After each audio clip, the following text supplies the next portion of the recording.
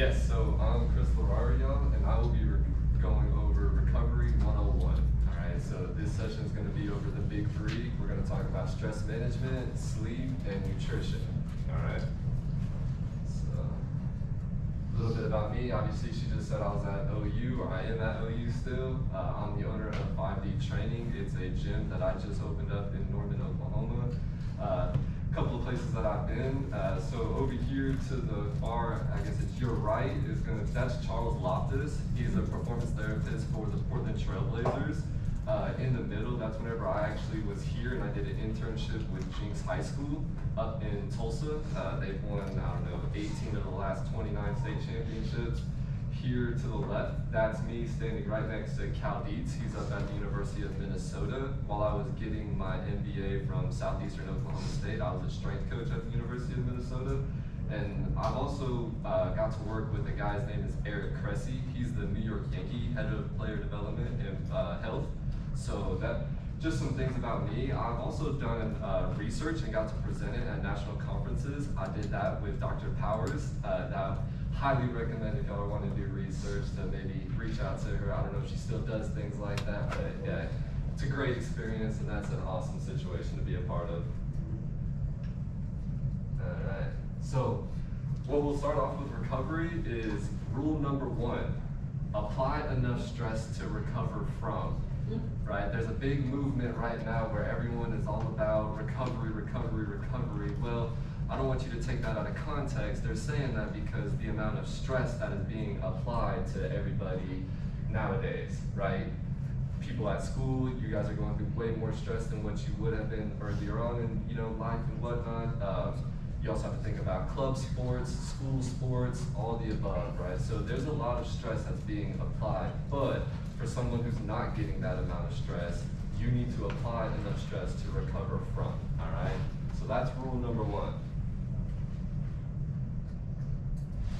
For me, I've kind of created my own philosophies within the world and whatnot, and I'm currently trying to get those out more. So what I've created is what I call function, force, and then form, all right? So function, obviously you see I have stress management and sleep and nutrition. So that is essentially just the basics, right? You always want to think about the basics before you move on to anything else. That comes for anything in the working out world, anything in life, right? You always want to cover your bases before moving on. Force is load monitoring. Then obviously with form, that's whenever you think about timing of all these things, and then different recovery modalities. So if you think about a Theragun, what are they? The boots, the compression boots, right? Things like that. That's going to be more of different recovery modalities that are just miscellaneous. I'm not going to cover load monitoring or the other two today. I'm going to stick to the bottom, the function, right? Because this is what is going to give you the biggest return on investment over everything else. If you want to learn more about the other stuff, we can definitely go into that. And next year, I'm probably going to be presenting over load monitoring because that in itself is a whole topic. So go ahead and move on. First, we'll start off with the foundation, which you saw at the bottom was stress management, right? So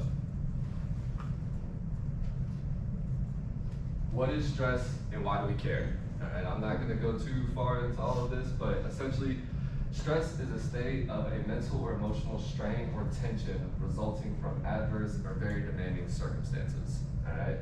From there, what is a stressor? Something that disrupts homeostasis. What is homeostasis? A state of dynamic equilibrium. Think about it as your resting state right now, right? You don't have much stress going on, there's not really anything being applied to you. This is you at what we call equilibrium, right? So allostasis is the stress response. So let's say we get up and we all start doing a dynamic warm-up by chance. So that is me applying a stressor on you. That is causing us to get out of our homeostasis. So now allostasis is whenever we stop with all of that stress response, we move on to a process of getting back to homeostasis, right?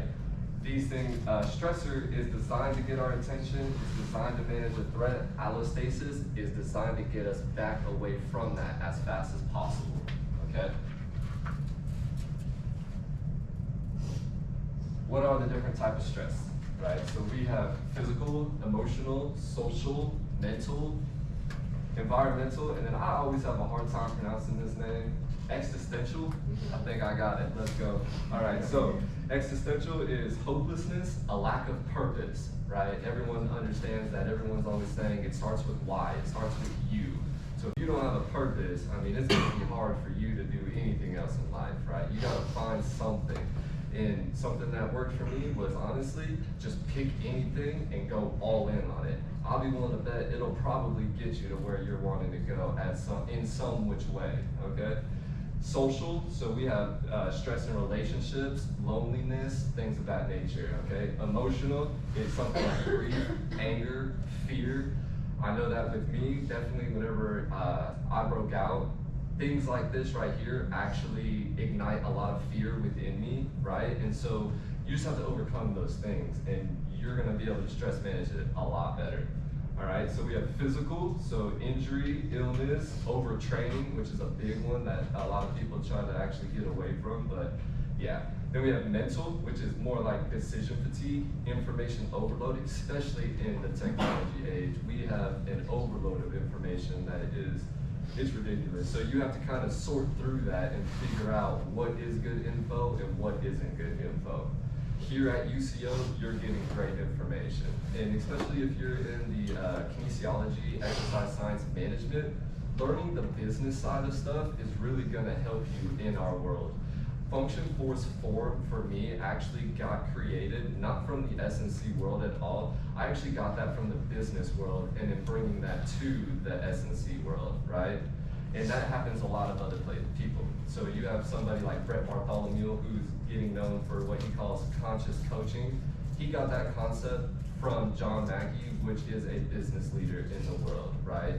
There's a lot of people doing that nowadays because there's really not much new to our world. It's more of what can you create, what innovation can you bring from a different world to that world, all right? Then from there we have environmental, which is, noise, violence, pollution, right? Things that are a lot more outside of your control. We're starting with the foundation because if the foundation is cracked, obviously you can see it's gonna crack all the way up to the roof. There's no which way around it. You can't build it's like shooting a canoe or a cannon out of a canoe, right? If that foundation isn't solid, that cannon's not gonna go anywhere. That canoe's gonna fly, right? It's the same thing right here. If you don't have a solid foundation, the rest of the house is gonna crack. You're not gonna make it very far at all. And that goes for athleticism as well. If you don't have a foundation to build upon, you're not getting very far whatsoever. So we have two different types of stressors, right? We have eustress and distress. Depending on what your perception is towards something, that's what's gonna dictate if it's a eustress or a distress, right? I know y'all heard this before, especially on social media, life is a perception, right? No difference right here, okay? So this is kind of something that I just, put together. If you think about the cup as you, right? The cup is only so big. And then you think of the pitcher and the water in there as stress. So we have a weekend hangout, a lack of sleep, nutrition, you have your bills, you have a spouse, you have work, a speed session, right? You can only pour so much water into the cup before it overflows, all right? I'm gonna get into why we don't want it to overflow, but depending on how you view a squat session, right? Some people like to squat, so whenever they get in there and they get a heavy workout in, it's actually good stress for them and it's beneficial, right? It's gonna fatigue the body in a certain manner for sure, but it can also help in other ways. Now, you also have things like distress. Like for me, I don't care who you are, bills are distress. Okay, yeah, we all know my bills, right? So that's filling the cup a little bit extra. All right, so we want to manage this as much as possible because even though not all stress is created equal, regardless of that, our cup can only be filled so much, all right? So how are you filling the cup? Like I just said, bills, what's going on? So this is just your basic athlete filling their cup, all right? So you have family, school, sport, training, friends, right? If you notice, the cup is getting more and more full as you fill it, all right? Now, whenever you go off on the weekend, right, you go on a weekend binge where you're partying every day, you're up all night, that is adding a lot of distress. Even though you're having fun throughout it, that is having negative effects on you, all right? Why do we care if it's going to overflow? If we add too much distress to things, we're gonna go through the stages of burnout, all right? So we have overreaching, which is actually very good for us at certain points in time, as long as it is periodized in the right manner. Then we have overtraining. This is where I try not to reach with any of my athletes, is overtraining. If I'm overtraining them, they are gonna be in a mental state to where they do not wanna come to me. They're gonna try to avoid me, they're gonna avoid the people at work, they're gonna avoid every situation that they possibly can. Their emotional state is going to be out of whack. We don't want that, okay? Next, it'll lead to burnout. And burnout is whenever you just quit. I don't know if you've ever been at a job where it just got to be too much in a situation and you just walked away, right? Repetitive actions like that are gonna add up to burnout. Burnout is where you just quit on life. You're just gonna walk away. You know, school can be too much sometimes. So what happens? You're overtraining just a little bit. Even though it's in a different way, it's still overtraining. From there, you're burning out, right? That's whenever you drop out of school. We try to avoid that as much as possible. And as an S&C coach, you have to think about that all the time. It's not just what stress I'm applying. You have to think about somebody's life as a whole. So why does this matter? Again, overtraining, so we have what's called StressBot. I got this from Precision Nutrition. I'm certified through them. It's a very, very good certification if you're wanting to do something like that. Obviously, Dr. Duck also, are you still doing nutrition? Okay, she obviously is gonna teach you a lot of great information also. This helped me expand even further. They go into a lot of other things that she's not necessarily able to in the confined time that she has. I understand it's hard to fit everything in, so yeah. So we have StressBot, right? So things like everything hurts, right? This is something whenever you are being burnt out.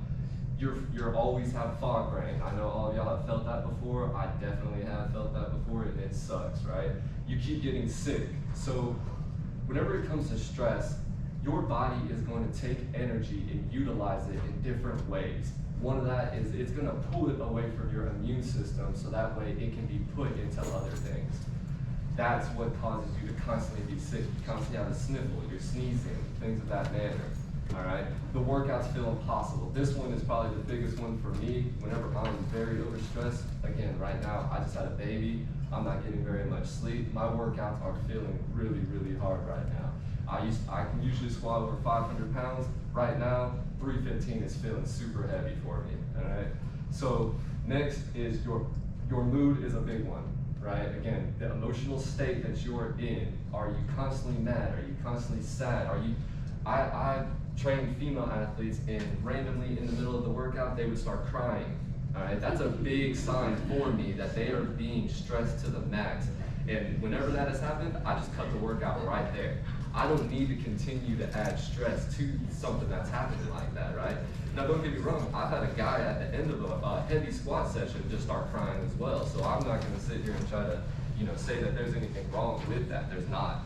It's all about the level of stress that is on the body, and that comes from every which manner, situation, whatever you want to call it. So this is what I was telling you about kind of overtraining, right? It's because we have what we call stress recovery adaptation. And this goes for everything. Athletics, it goes for business, it goes for your schoolwork, it goes for it all.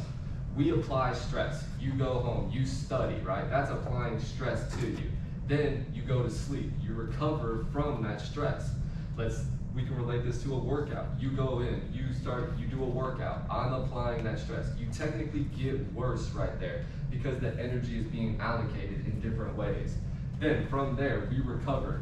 From that recovery, then a new ability happens, right? So if you're a basketball player, let's say you're sitting there and you're practicing your shot over and over and over again, and it's just not clicking, right? There's nothing going on with it. We're applying stress. Maybe take a step away. right? And go try something different. Go to sleep. Go eat some food, right? Try to recover a little bit. And then I'll be willing to bet the next day that you come back, you're probably gonna have a little bit of a new ability, and that shot is gonna feel a little bit differently. Now, I understand that obviously you need to put up a bunch of shots, and don't stop doing that at all. I'm just saying that sometimes it's best to kind of cut your losses for that day, move on, and you'll see that maybe a little things are gonna change, and maybe a new ability will create. So with this one, this is eustress. All right, so how we just talked about distress in all types of ways, now it's eustress. If we think about eustress, depending on what you're putting on the body, we can think of it as, instead of filling that cup up more, we're thinking about it as taking a drink out of the cup. So that way there's not as much in the cup. So we can apply more stressors in a different way. Now, from a physical standpoint, this isn't a perfect analogy. I understand that I am still applying stress to you, and even if it is eustress, it's still gonna fill that cup up just a little bit. It just won't fill the cup up as much as what it would if you perceived it as distress, all right? Again, we wanna look at that level of the cup the entire time. Take this towards what you are doing. Is the baby eustress or distress? Ooh, at this point, he is distressed. Yeah, especially at night. Oh, yeah, he is. He's a lot of distress. Now, whenever I wake up in the morning, whenever I wake up in the morning and I get to hold him and things, that's eustress. But at night, nah, he's distressed. But all right, so this leads me into what I call, or what everyone calls, the polyvagal theory. All right, so we have 3 parts to the nervous system, because honestly, a lot of stress is going to be dictated by your nervous system. We have the sympathetic nervous system, we have the parasympathetic, and then we have the social engagement. You can look at social engagement as flow. I know that all of y'all have heard of flow before. Whenever you're in athletics, you kind of want to be, you don't want too much stress, you don't want too little stress, you want to be in flow, so that way you can perform at the best of your ability at all moments. So the sympathetic system is essentially just the active nervous system. I'll get further into this. It's the fight, flight, or freeze mode, right? Then we have parasympathetic, which is you relaxing or recovering. And then we have, again, that social engagement.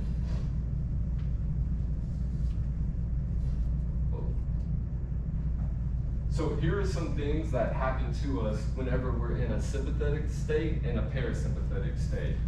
Our sympathetic state, again, is that fight, flight, or freeze. So whenever you start to get those jitters, whenever those butterflies in your stomach start to happen, what do you do, right? What happens? Now, people either fight, they get aggressive, default aggression, like Jocko Willink would talk about, or you can flight, which is run away, or you can freeze, which is just do nothing, and you're just there. You're just stuck. I've seen athletes do all 3. All right. Now, what's happening in a sympathetic state? Your energy levels are rising. Your heart rate is going up. Your breathing rate is going up. Your digestive activity is going down. So that's why they say to go ahead and do simple carbs whenever you're in activities. Gatorades, gels, things of that nature, right? Another thing that happens is adrenaline's release. After that, inflammation goes up, because now our body is constantly trying to fight these stressors. That's going to cause inflammation of all type. From there, our immune function goes down. Again, the energy is being allocated in different ways, so it's going to pull it away from our immune system. That's going to suppress our immune system. Whenever somebody's working out, if, you know, at 45 minutes into the workout, if I notice that they start getting heavy sniffles, I'm usually going to start cutting that workout down, because if I suppress their immune system too much, they're going to get sick going forward, and that's not what we want. It's more about consistency than intensity. From there, protein synthesis goes down, and then obviously, like I was saying, our resources are allocated for survival, not necessarily anything else. So whatever doesn't go towards survival, cut out, all right? Parasympathetic is more of our relax, recover, rebuild mode. That's where we try to be if we are constantly in a sympathetic state. The sympathetic state is going to cause burnout faster, right? It's how are we perceiving these different stressors on our life. Parasympathetic is whenever our energy levels go down. At first they go up though, because obviously it's trying to think about protein synthesis, it's trying to think about the different ways that it needs to be recovering, and that requires energy. But after a while, it goes down. Heart rate starts to go down. Our breathing rate returns to normal. Our digestive activity goes up because now we're starting to digest those proteins, those carbs, those fats, all the things that we need, the micronutrients as well. All right, so next we have the adrenaline release obviously goes down. The catecholamines, right? Inflammation is going to start to go down. Our immune function is going to start to skyrocket. And then our protein synthesis, like I was just saying, is going to go up. Resources are allocated for regeneration at this point, and that's something that will help us regain a new ability as we go on. All of that, right, is so that way we reach flow state. So too little stress, if you notice over here, performance, stress. Too little stress, these are gonna happen. Too much stress, this is gonna happen. We wanna find this at all moments. So if you're going into a game, how are you gonna find this? If you're going into a wrestling match, what do you need to do to find this? I've been around some people where, I'll relate this to a pro athlete, right? You look at somebody like Justin Verlander. I got to train Justin Verlander before his Cy Young, before he won the Cy Young a couple years back. He was on this end of the spectrum. So what we needed to do for him was we needed to chill him out. And that's how he found flow, right? And then you look at somebody like Noah Syndergaard. Noah Syndergaard was on this side of the spectrum. So what we needed to do was we needed to work him out pretty hardcore and get his nervous system excited so that way he reached flow. It depends on where they're at on the spectrum. Where you're at on the spectrum is what you need to be thinking about to get to flow, okay?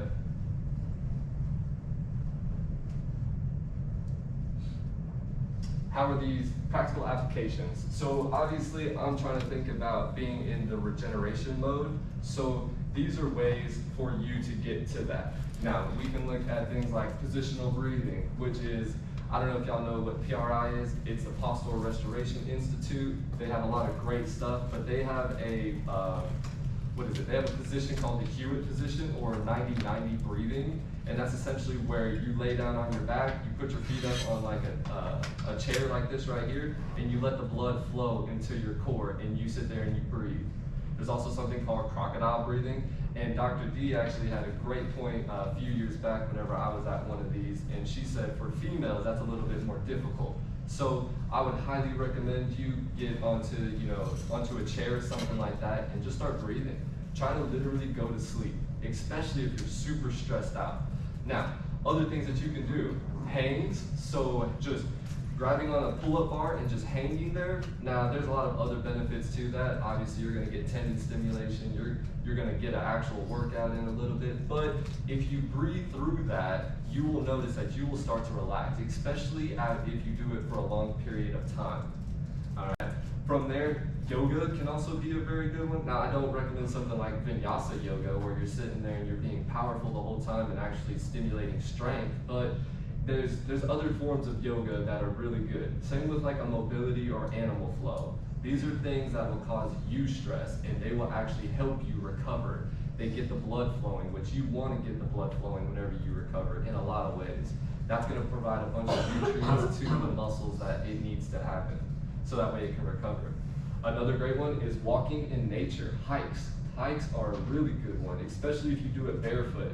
Now, obviously, you don't want to walk everywhere barefooted, but barefoot, that connection with the ground that we don't get ever because of our rubber shoes, that's something that has been shown at this point to actually help us in a lot of positive manners. Hang out with your spouse, hang out with your friends. So for me, that one doesn't, really work. I'm actually trying to get away from my spouse because of my kid, right? That's what's helping me. But for the most part, you want to hang out with your spouse, you want to hang out with your friends. That does help with recovery a lot of times, right? Especially if you're in a happy mood. So zone 2 training is just a specific area on the heart rate scale, right? So you have where you're completely relaxed, then you can go up. Zone 2 would be something like 110 beats per minute to about 130, something like that, depending on who you are, what your resting heart rate is, how old you are, right? All those are going to play into what zone 2 is. Next, go get a massage. This is a big one for me. I used to be completely against this, right? Especially if you're a guy, you got to be manly, we don't do that. A massage is great. They feel great, they help you relax. I know that whenever I was an athlete and I would have super tight muscles, there was nothing else that worked better than a massage. All right, so that, wow, yeah, it really helps a lot. Whenever you're hanging out with your friends, try to avoid alcohol. I know that, yes, it's fun in the time and everything like that, but it actually adds more distress than what you think. You don't sleep proper. You don't get the right nutrients through the body. Your blood alcohol level actually affects your recovery in a lot of ways. So try to actually avoid alcohol if you can. Now, if you're gonna have a glass of wine at night, something like that, I'm not gonna sit here and tell you that that's a bad thing. That actually does help in some ways, right? Especially if you are very sympathetic, you need to relax somehow. I would rather you drink a glass of wine than, whiskey or a beer or something like that. Moving on to nutrition, all right? So, obviously, we want to manage stress. The next part of that, nutrition. We don't have to be perfect. What is perfect? And I have a slide covering that as well. We don't have to be perfect at all, right? You hear of what? Like Pareto's principle is 20% of outputs creates 80% of inputs, right? So that's completely fine. If we are only 80% perfect, we're gonna do much better than if we were only 30% perfect, okay? So, inflammation. This is something that can be okay, but on a chronic level is not. So inflammation is the body's natural response to protect us from harm. That's why whenever we get into our sympathetic mode, inflammation rises. It's because our body is trying to protect us.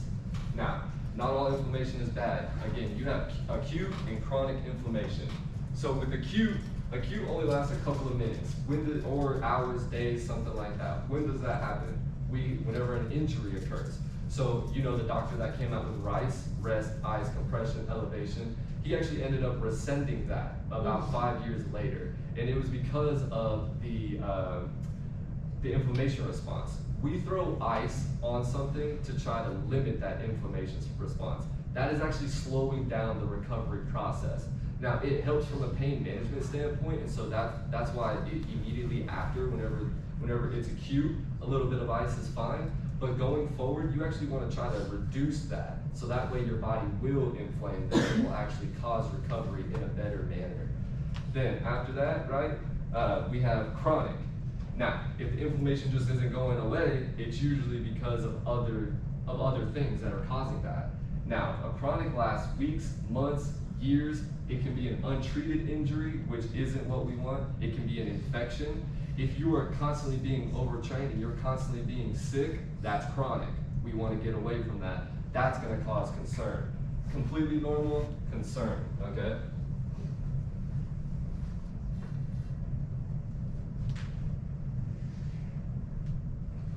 Factors that influence inflammation.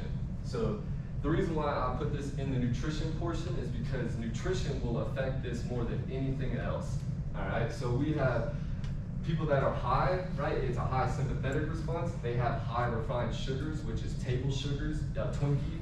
Don't get me wrong, I love cookies and Twinkies and all of that. And sometimes I can't stay away from them, but you still want to limit those as much as possible. And if you are going to have them, at least, fill it with these other things as well. Okay, so starchy foods, cornmeal, all-purpose flour, instant noodles, things like that. I put the instant noodles in here because I know a lot of college people that live off of ramen noodles. And to be honest with you, they're not exactly the best of the best, y'all. I get that they're cheap. There are other options. Maybe think about tuna or something like that, right? So then we got trans and saturated fats. So I know that vegetable oils, canola oils, things like that are cheap again, and that's what a lot of us grew up on and things of that nature, but they're actually not the best for us, all right? Olive oil, extra virgin olive oil, things like that are actually much better for us. Vegetable oils are actually promoting inflammation in our body.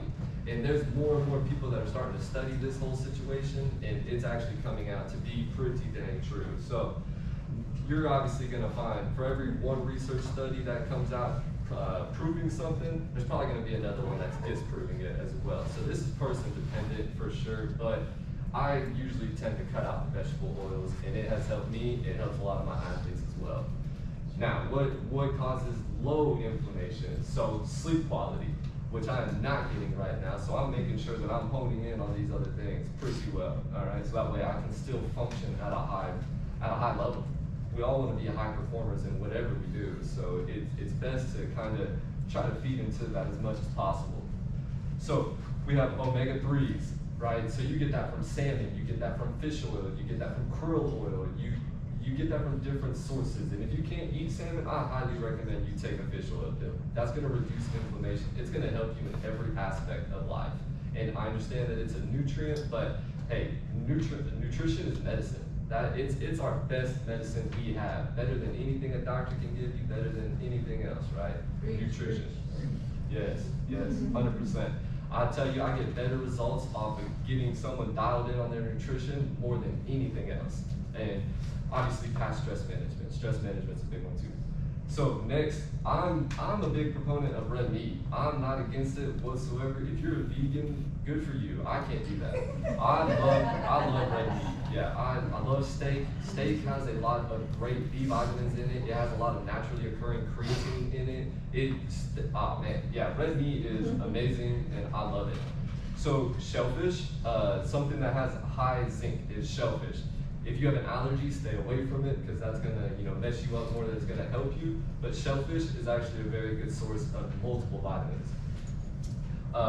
B vitamins, now, even though iron, red meat has high iron, if you look at liver and organ meats, I'm not like Liver King over here. I'm not gonna tell you to shoot a shot of organs or anything like that, but there are a lot of great benefits to organ meats. A lot of great benefits. So if you, maybe just get outside of the box a little bit and try it. Maybe cook it up, some liver and onions. I know that that's something that my mom used to cook me a bunch whenever I was growing up. That helps. And then you want to think about fibers. Obviously, fiber is a type of carb, and it's going to break down in your system differently, but it's going to help. And you get that a lot from vegetables. You can get it from fruits as well. I'm not sitting here trying to say you can't get it from other sources.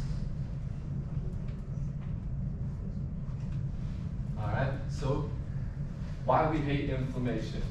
So again, with inflammation, we have the activation of inflammatory cytokines that have shown to alter brain and human behavior, right? So we look at the gut-brain axis. That's something that's being studied a lot more of because a lot of our hormones are based actually, or a lot of the activity of our hormones is based in our stomach and then goes to everywhere else, right?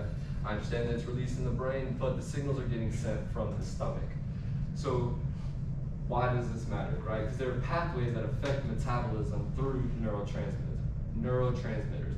I know that you think of metabolism as the breakdown of food, but metabolism actually has a lot more to do with a lot of other things, right? It has to do with the breakdown of your muscle, it rebuilding. It has to do, yes, with your digestive tract, but it also has to do with tendon turnover, right? Ligament turnover. Every process in the body is metabolism and how it turns over, right? Our skin, how it starts to flake off, that is due because of metabolism, okay? So, 3 main neurotransmitters that I want you to think about are serotonin, dopamine, and glutamate. Serotonin is our mood and sleep. It's the precursor to melatonin. And then we also have our bowel movements, sexual function. Think about that as serotonin, right? Dopamine, we have motivation, motor control, arousal, and our reward system. Now, dopamine is actually getting fluctuated in a lot of ways because of social media, things like that, right? We're getting little hits of dopamine all the time. So I would highly recommend, and we'll cover this in the sleep section, it's, an hour before you go to sleep, put your phone down. That's something that will really help with your sleep and everything else going forward. Glutamate has to do with the memory, nerve impulse, learning, obviously emotions as well, and then sensory input, right? So senses are, our touch, sight, smell, taste, things like that. Those all get affected by glutamate. So if you look at MSG, there's a lot of things coming out now that MSG actually messes with the glutamate cycle, and that's not what we want, right? MSG is a precursor in a different way that messes up that whole cycle. All right, so how does this affect our performance? Our recovery is compromised, which is something major, right? That's what literally this entire presentation is over, is recovery. We have higher risk of injury, and we have less optimal performance. Now, I put may occur because honestly, sometimes whenever you're in a sore state, your performance may actually be better than if you were in a completely recovered state. Sometimes there's situations to where you feel like complete crap coming into your workout and then you PR. This one's a little bit more foggy, but for the most part, we want to try to be in a better state, so that way we can perform better. All right, so our microbiome, right, is a complex ecosystem of bacteria within the body. That bacteria is what is affecting all of those other emotional states and whatnot. The brain-gut have a direct chemical transmission through the gut-brain axis. What's that gut-brain axis? This right here. So we have extrinsic factors, intrinsic factors. You have your dietary habits, right? You have your lifestyle. Intrinsic is genetics, metabolites, immunity. So things over here to the right, you see cerebral vascular diseases. What? Multiple sclerosis. One of my best friends actually has that. And whenever I was in special pops here, I made sure that I did my entire project over that so that way I could help him as much as possible. This is what led me actually to this, was because my best friend has multiple sclerosis and I wanted to learn more about it. So right over here, psychiatric dysfunction, right? So you have pain, migraines. Now I'm not gonna sit here and try to say that that's not multifaceted, but this is something that is going to affect those situations, all right? Parkinson's, Alzheimer's, all of that. Starts in the gut right here. So what are practical applications towards the gut-brain axis? Eat plenty of fruits and vegetables.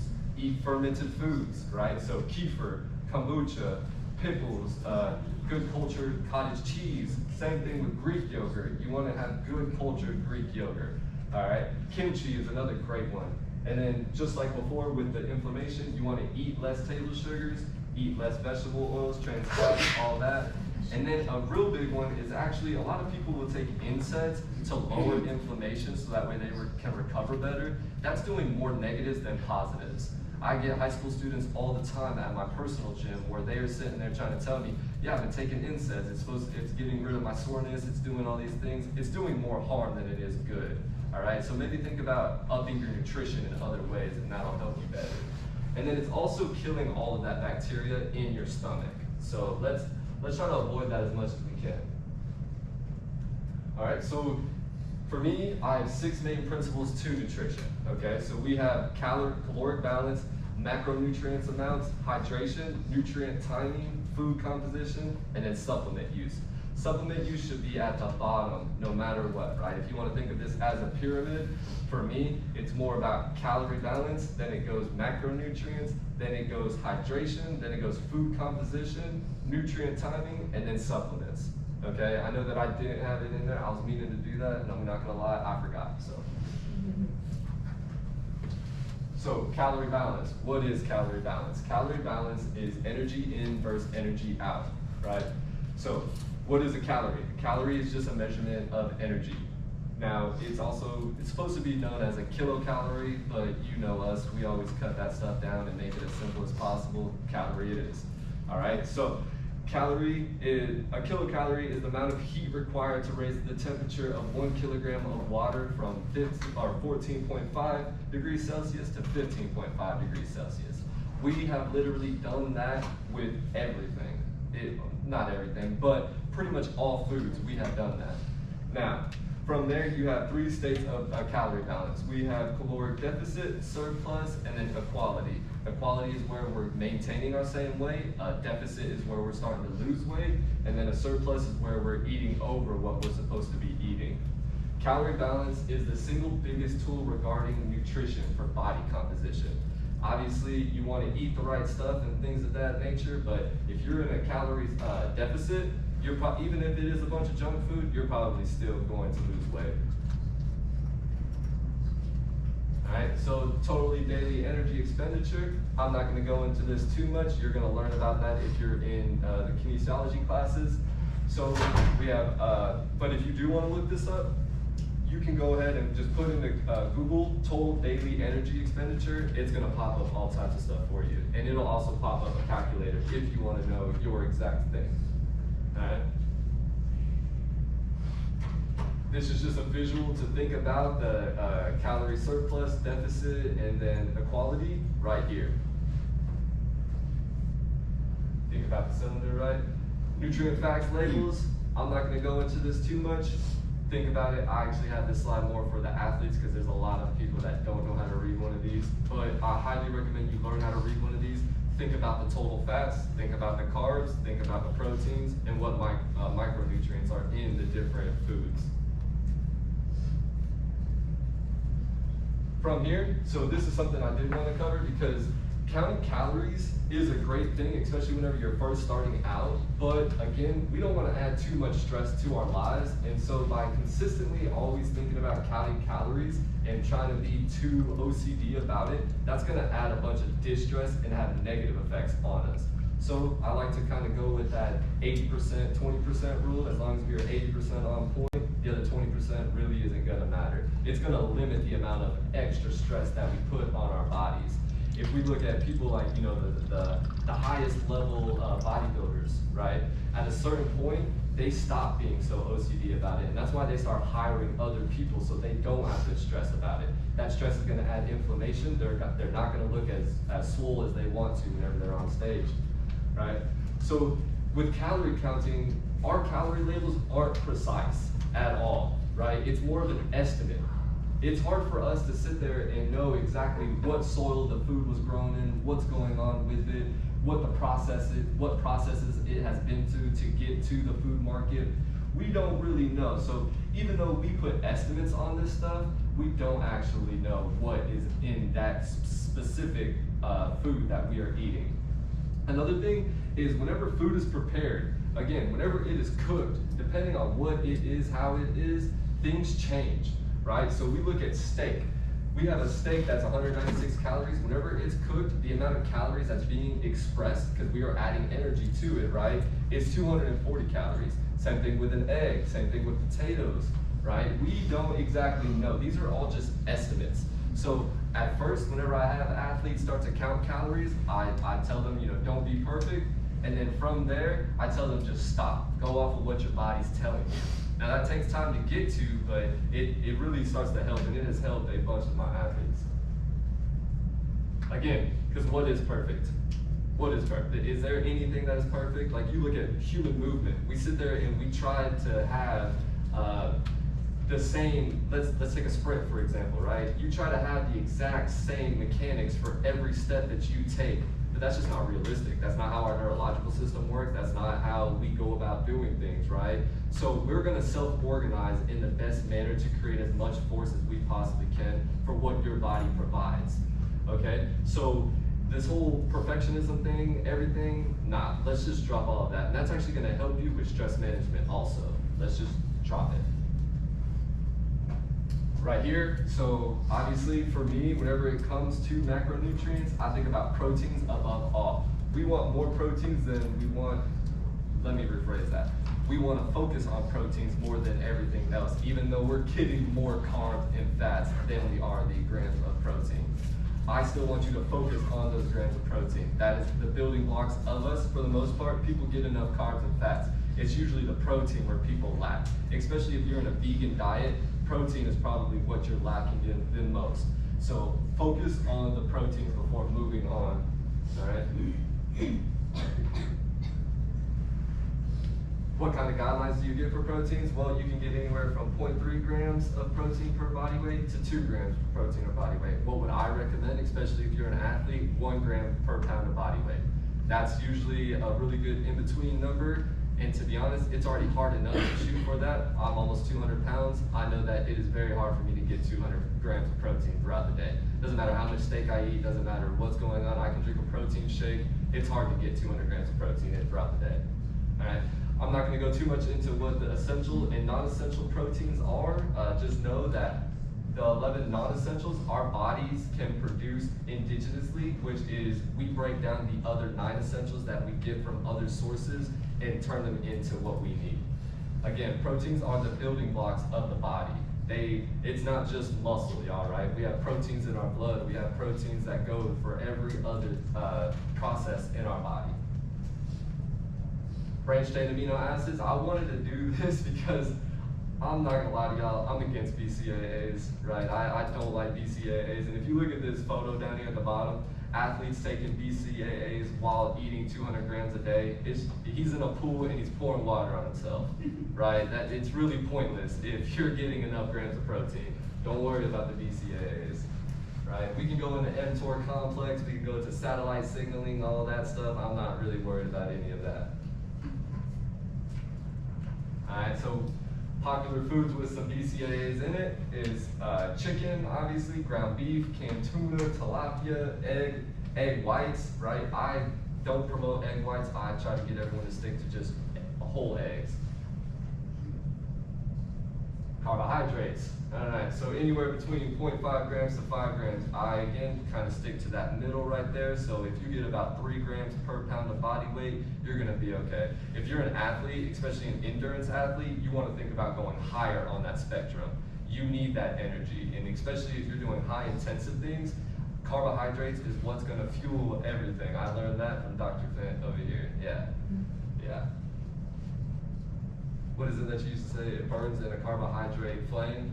Yeah, exactly. Yep, that was really good. And that has stuck with me ever since. Okay, so benefits of the carbs, right? It transports cells to broken down immediate energy use, glycolysis. If you're in the exercise science, you're gonna learn a lot about this in physiology. And I highly recommend you learn about glycolysis because it's actually gonna help you in a lot of other things. A lot of S&C coaches will tell you you're not going to retain much from your degree. This is something you will, I promise. This has helped me in all types of ways whenever it comes to different things. Whenever I explain to people how creatine works in the body, a lot of people think that it's just water. No. It goes through glycolysis and helps that entire process. All right. Oh, I want to point this out though. Not until cells are energy satiety will carb consumption increase blood glucose, right? After your workout, not until your energy consumption is up to where it needs to be will protein start to occur during protein synthesis. Your body will actually do what's called gluconeogenesis, again, doctor. It will do gluconeogenesis, and it will actually take those proteins, turn them into carbs, so that way your body will produce energy first. Then it will start using that energy to break down the protein to build the body back up. So just a protein shake right after your workout is not the best. You actually want to get carbs in with it, so that way everything can occur at the same time. All right, so guidelines for fats, 0.3 grams to 0.5 grams. Here I actually stick to the lower end of the spectrum, but that's just me. I don't do long, slow distances. I'm not a cross-country runner or anything like that, ultra-marathon runner. But there are different types. You obviously want to stay away from trans. Saturated is starting to come out as not as bad as what a lot of people have thought in the past, but trans still are. So try to avoid those. And then I actually stick to mono unsaturated as much as possible, and that's why I love extra virgin olive oil above all other oils. Benefits of them, they're fat soluble, right? A, D, E, and K provides raw materials for hormone production. It helps with muscle growth and repair. These benefits of fats, they're limitless, right? So a lot of people are trying to cut back on fats. That's not necessarily a good thing. A lot of people try to go keto. That's not necessarily a good thing. If it works for you, it works for you. Keep doing you. But I know that for my athletes, I tell them consume carbs, consume fats. Don't worry about the rest. Here's a quick little chart for you if you're wanting to kind of, depending on what sport you're in and all the above, here's something that you can go ahead and think about. All right, weight loss, right? A lot of people think that you need to limit protein whenever you're trying to lose weight. Actually, you need to up it if you're trying to lose weight. And that's actually going to help with a lot of the processes in the body. Here's a calculation worksheet if you want to go about doing things in a different way. I got this from the Gatorade Institute. It does have some good information. It's easy to follow, so if you want to do something like that, have fun. And if y'all want access to this presentation whenever I get done, just get my information, I'll send it right over. Hydration. So I do want to cover this because this one is very pivotal, right? So the Definition, the process of causing something to absorb water, right? All of our cells absorb water, all of them. So we have, our body is around 55 to 60% water, all right? You look at the muscles in the brain, you look at bone, you look at the adipose tissue, you look at your eyes. Water affects all of this. Now, water also affects your flexibility, right? The more water our body retains and has, right? Because that way we have more water in our bones, more water in our muscles. That's gonna allow more mobility in the body. So if you wanna reference this to an S&C perspective, someone that's dehydrated won't be able to move as much. They're gonna have tighter muscles. They're gonna have things that are gonna affect their performance. So you wanna think about water. And as we age, that's a big reason why mobility starts to go down, is because we don't have as much available water in our system, right? So we wanna think about electrolytes while we're doing that. Electrolytes are the minerals that dissolve in water and allow for the electrical current through our body. So that's a big reason why our brain, whenever we start getting dehydrated, we start getting more foggy brain, is because we don't have the electrical current being provided that needs to be provided. Fluid balance, if you can think about fluids in versus fluids out, right? We have all these ways where we lose fluids, sweating, breathing, urine, vomiting, tears, and then we only have limited ways to get our fluids in. So we have drinks, food. On average, we get about 50% from water, we get about 30% from other factors, and then we get about 20% from food. And then roughly you get like 2 or 3% that's created through metabolic processes. Here's something that I really like. If we look at 0.5% of dehydration, you get an increased strain on the heart. At 1%, you get reduced aerobic capacity. At 3%, you get a reduced muscular endurance. Symptoms: thirsty, dry mouth, throat, headaches, fatigue. And if you're starting to feel these effects, you're already behind on you're missing the boat here. You need to try to think about getting in on that beforehand. These are the different electrolytes, and obviously there's more to that depending on what your sweat composition is.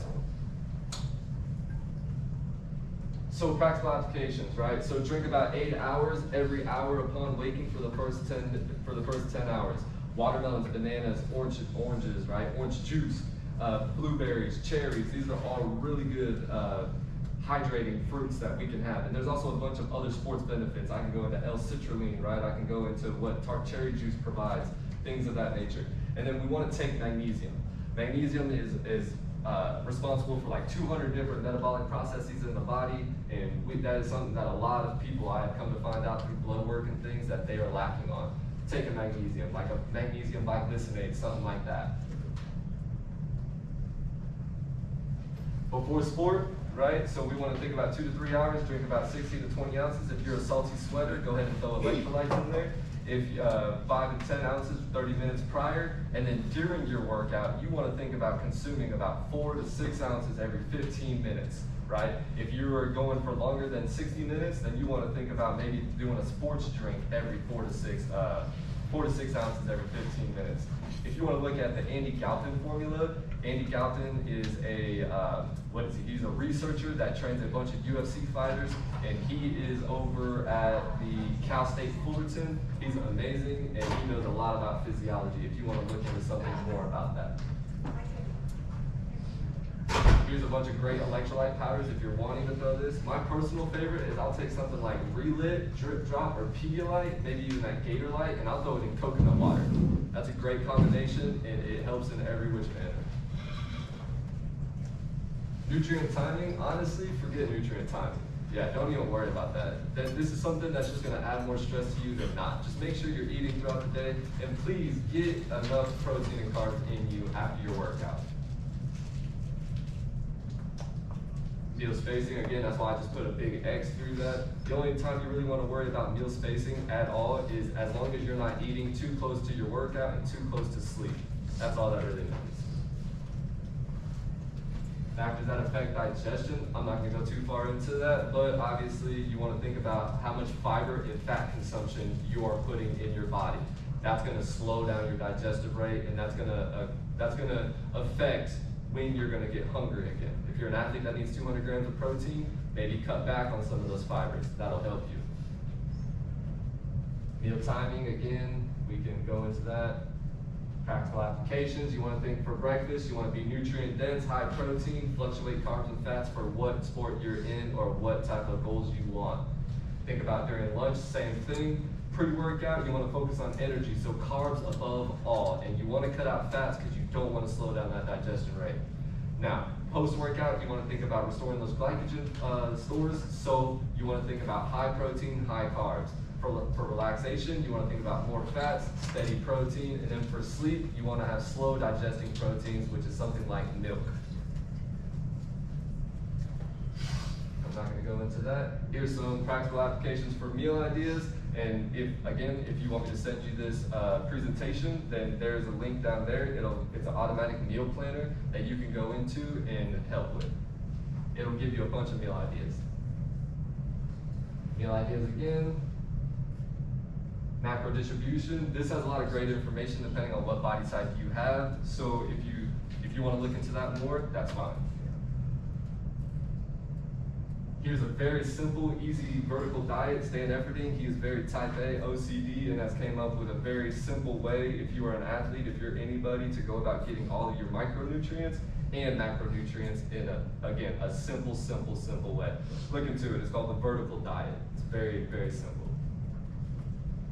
Alright, I'm not going to go too far into the supplements again because I really don't believe in them, but there are some where I will. So creatine is a very good one, and then Shilajit. Those are two that I highly recommend to all of you, and here's a list of benefits and how to go about getting those in you. Shilajit, again, especially if you're a guy, that's going to be a really good one for you. Sleep, I won't go too far into it because we are obviously out of time at this point. So with sleep, you want to think it's the ultimate life enhancer, right? On top of the other two, sleep is big for us. I'm going to skip forward to this right here. So the mechanisms of sleep, if you look at what adenosine is, it's just our sleep drive. We want to have as much of that sleep drive as we can get throughout the day. That's going to allow us to actually get good quality sleep whenever we do sleep. I put this 10 p.m. marker on there because if you go to sleep before 10 p.m., that's whenever your body is most anabolic, and that first 90-minute window right there will actually allow you to recover better than if you went to bed at midnight, 1 o'clock, 2 o'clock, all the above. It's also going to allow that sleep drive, adenosine, to build up better. These are the factors that affect your sleep, right? Your naps, caffeine, blah, blah, blah. Keys to better sleep. Dim the lights 2 hours before sleep, no blue light, cold room. You want to have a completely dark room. Don't exercise close to bedtime. I know some people will go in at midnight to get a good pump in and then try to go to sleep. Let's try to cut that out, y'all. That does not help your sleep. That actually affects your sleep in negative ways. Don't consume a huge meal before bed. Think about those slow proteins. Think about a smaller meal. Right? Experiment. And then don't worry about those. This is something I want y'all to read is give a man a fish, feed him for a day, teach a man to fish, feed him for a lifetime, right? So everything that I just gave y'all, I can sit here and I can tell you exactly what to do, or you can learn about it and you can do better on your own, all right? Again, if you want me to give you access to this presentation, get my information and I'll give it to y'all. Here's a bunch of people that I got a lot of this stuff from, all the resources. Thank y'all.